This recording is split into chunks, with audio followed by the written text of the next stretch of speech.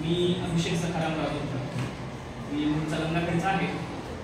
सेलूला 7 वर्ष टेक्निकल विवेकानंद प्राथमिक विद्यालयामध्ये कार्यरत होतो आणि 2023 पासून अंबिजोगाई पुरेश्वर प्राथमिक विद्यालयात शिक्षक म्हणून कार्यरत आहे. आपल्याला शिक्षक होण्याची प्रेरणा कशी मिळाली? बालपणापासून आपण असं म्हणत आलो आहोत की आई ही माझा गुरु आहे, त्यामुळं आईकडे बघून मला शिक्षक व्हावं असं वाटतं. त्याचं कारण असं की आईनं प्रत्येक पावलोपावली 4 नवीन गोष्टी शिकवल्या.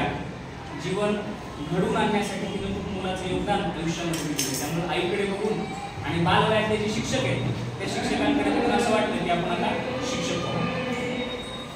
शाळेत शिकवताना आपल्याला सर्वात आवडणारा विषय?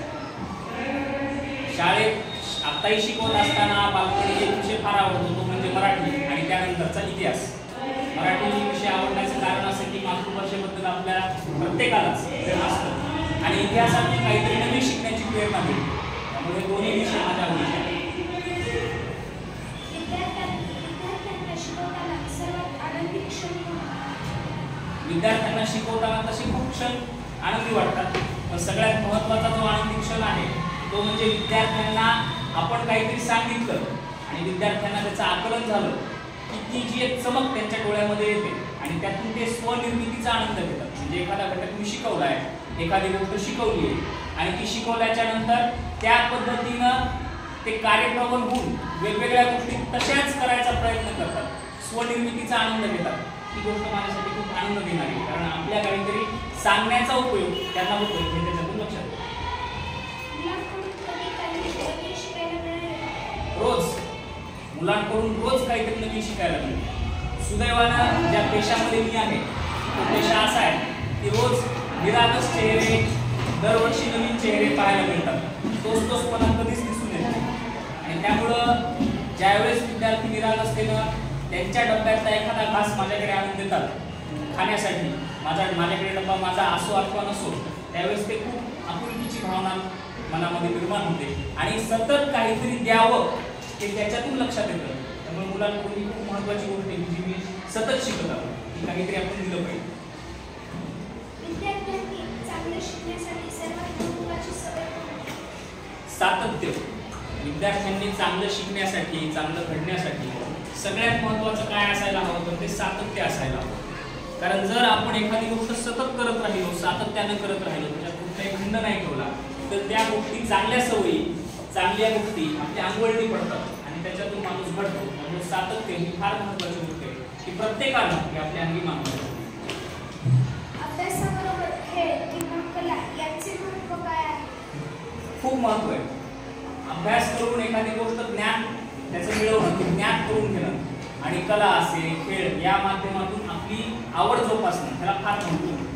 आयुष्यामध्ये असे खूप प्रसंग येतात की ज्या प्रसंगामध्ये आपल्याला दुःख होतं, आपण खचल्यासारखे वाटतो, मग त्यातून खेळ असेल, एखादी कला असेल, ह्या गोष्टी असतात की ज्याला आपल्याला त्या दुःखातून, त्या कष्ट असणाऱ्या मार्गातून आपल्याला त्या मार्ग काढून देतात आणि त्यामुळे आपल्या अगदी एखादी कला असणं, मग ती संगीत कला असेल, चित्रकला असेल, कुठली असेल, एखादा खेळ खेळता येईल हे फार महत्त्वाचं आहे, जेणेकरून आपण दैनंदिन आयुष्यामध्ये देखील ताणतणाव विरहित राहू शकू. आणि दुसरी गोष्ट म्हणजे कुठल्याही गोष्टीचा विनाकारणचा ताण आपल्यावर येणार नाही, मन आपलं प्रसन्न राहील, विचार सकारात्मक राहील. आपल्याला मोकळ्या वेळेत काय करायला आवडते? मी मोकळ्या वेळेमध्ये वाचन करतो.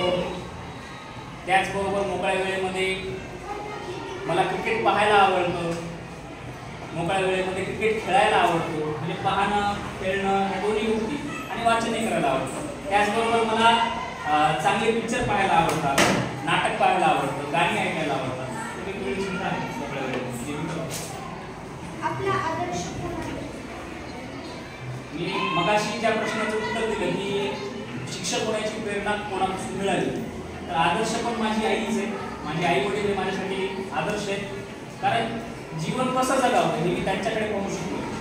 त्याचबरोबर माझे मामा यांचाही माझ्या डोळ्यासमोर आदर्श आहे, कारण माझ्या मामाचं एक असं घर आहे की ज्या घरामध्ये मी आज म्हणजे बालपणापासून आत्तापर्यंत हे पाहत आलोय, की त्यांच्या घरात आलेला एकही माणूस विना न जेवता जात नाही. त्यामुळे ते माझ्या डोळ्यासमोरचे माझे आई वडील, माझे मामा हे आदर्श. विद्यार्थ्यांसाठी एक छोटा प्रेरणादायी संदेश.